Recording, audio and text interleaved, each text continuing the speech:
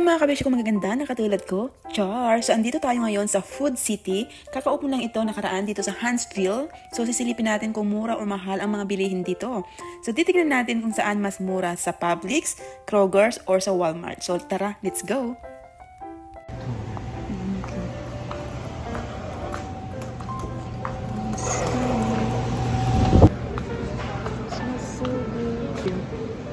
What's this? Smells so good, huh? So ayan mga kabeshi, meron silang fresh bar dito. Mga lutong pagkain sila. So ayan, kung gusto mong bumili, mag-pick ka lang dyan ng gusto mo. Ayan yung lagayan nila. Spaghetti. What is this? Looks like, They have a spring roll, oh. looks like a spring roll, doesn't Yeah. And the pancit. it? Looks like it. Looks yummy. And they have fried rice also. What's that? Pizza. $5. Ayan, may mga iba't ibang brownies sila dyan. Monster donuts. So cute. Look at this. Lemon. So, bili tayo ng apple fritter nila, tapos isang donut. That one. Yeah, this one. Don't destroy the toppings. Try the toppings. Tiramisu of $4.99. White chocolate cheesecake. Look at this. Oreo explosion. Wow. The macaron.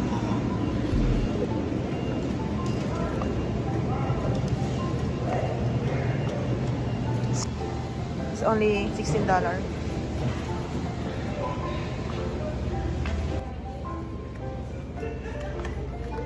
Ang laki. $3 siya. Maybe this is only $3. You want some popcorn? Ang laki nito. Magsasawa ko. Ito nila dito. Sale. Limited time offer. Magkano yung itlog nila dito?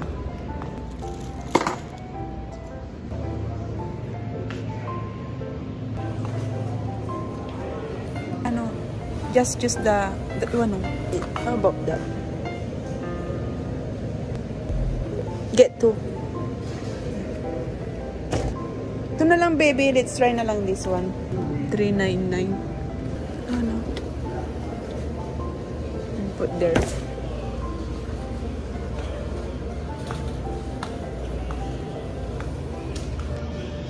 It's whipping cream. So ito naman biscuit nila mga kabeshi. Nagulat ako sa price niya kasi 12 pieces nasa $5.29. Samantalang sa Walmart, 20 pieces na siya is nasa $5.42. Sa Kroger naman, 20 pieces nasa $6.29. Pero 12 pieces nasa $5.29. Kaloka. Naloka din ako dito sa kanilang coconut water, $5.99. Sa Walmart kasi, $4.77. Minsan kapag nagsisale sila is nasa $4.38. Samantalang sa Kroger's is nasa $4.49. Tapos sa Publix naman, nasa $4.79. Ganun. So akala ko mas mahal sa Publix, yung pala mas mahal dito sa Food City. So pagdating naman sa mga karne nila mga kabeshi, halos same lang din yung mga prices nila. Tapos ang gaganda ng mga karne nila dito, super fresh sila. Ganun. I guess they don't have pork belly. Yeah, no pork belly. Samsung. So medyo mahal din yung kanilang Powerade dito compared sa Walmart, sa Kroger, and sa Publix. So ito naman yung Coffee Mate nila mga kabeshi, naka-sale. Dati siyang $7.99, ngayon nasa $7.49. So sa Kroger naman is nasa $7.79. Tapos kapag nagsisale sila is nasa $6.49. Mas mura sa Walmart kasi nasa $6.98 lang sila, o diba? Saan ka pa? Mag-Walmart ka na. Char.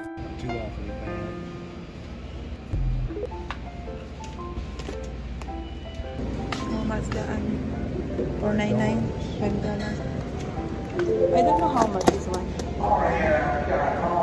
So, ang sausage naman nila dito is nasa 5.99. Samantalang sa Publix ay $6. Tapos, sa Kroger naman is nasa $5.49. Tapos, sa Walmart, hulaan nyo kung magkano. $4.62. O, diba? Mas mura talaga sa Walmart.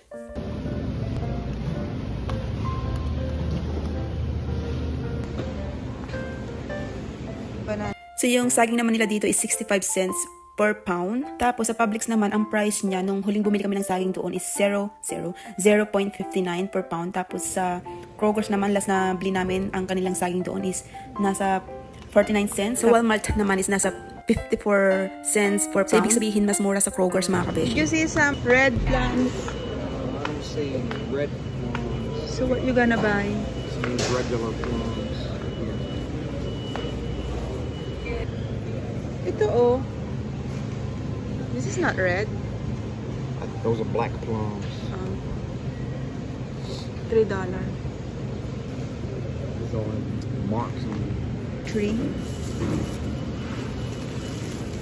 So yung pakwan naman nila dito is nasa 6.99.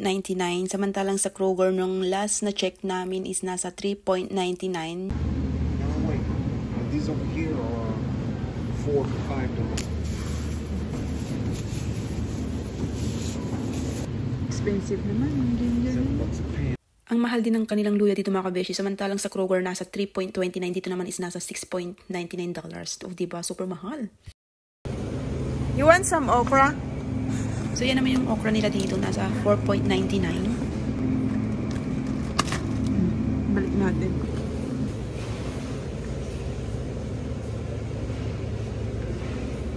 Siguro kaya medyo mahal yung mga paninda nila dito kasi maayos yung pagkakasalansan. Siguro yan yung reason kaya medyo pricey siya. Ganun. Pero sa Publix, maayos din yung pagkasalansan nila doon kaya medyo mahal din yung mga ibang items nila doon.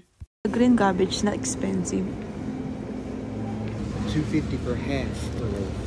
$2.50. It's fresh. $4 for this. And this one. $4 for the whole loaf. So itong tinapay naman nila dito na Nature's Own, usually sa Publix or sa Kroger's is nasa $2.99. Pero dito is nasa $3.99. So halos $4 na rin. That's $3.29. $3.29. You like lobster? Look at the lobster. It's fresh. Sure is fresh. $24 for these beef kebabs.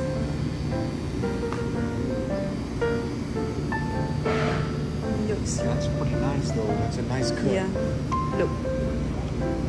According to current prices, that would be worth. 22. This one, oh, 22 point. But I'll tell you what though, it looks like good meat. For sure. I'd come here for the meat.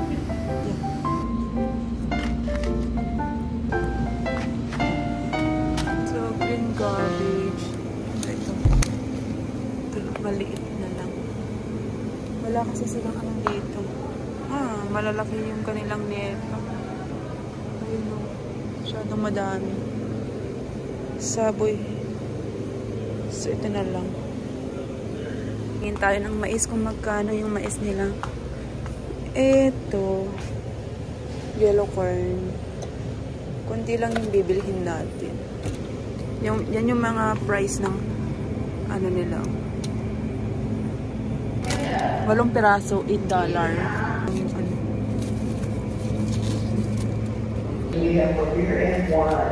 At pagdating sa mga English muffins naman nila, mas mura sa Kroger's kaysa dito at sa Publix. Mas mahal sa Publix na sa more than $5. Ganun. It's like five and a half. Okay. Mas mahal yung spam nila dito.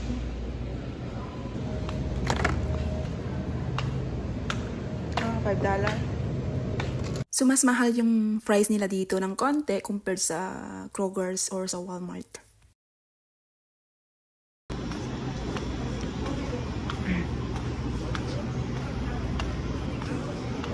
Ang ganda ng mga plants nila dito.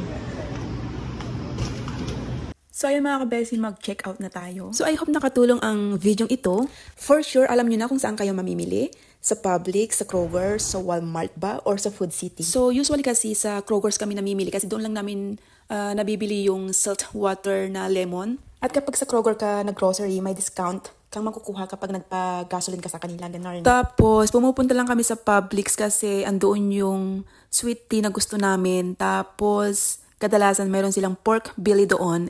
Tapos, doon din kasi sa Publix namin pinipick up yung aming mga gamot, monthly, gano'n. Tapos, pumupunta naman kami sa Walmart kapag mayroon kaming gustong bilhin na gamit sa bahay, gano'n. So, ayan mga kabeshi, hanggang dito na lamang. I hope nag-enjoy kayo. Thanks for watching. Bye! Our hearts beat to the city streets. We began to feel the fire. We rise like tall buildings as the chemicals, they take us higher. The nights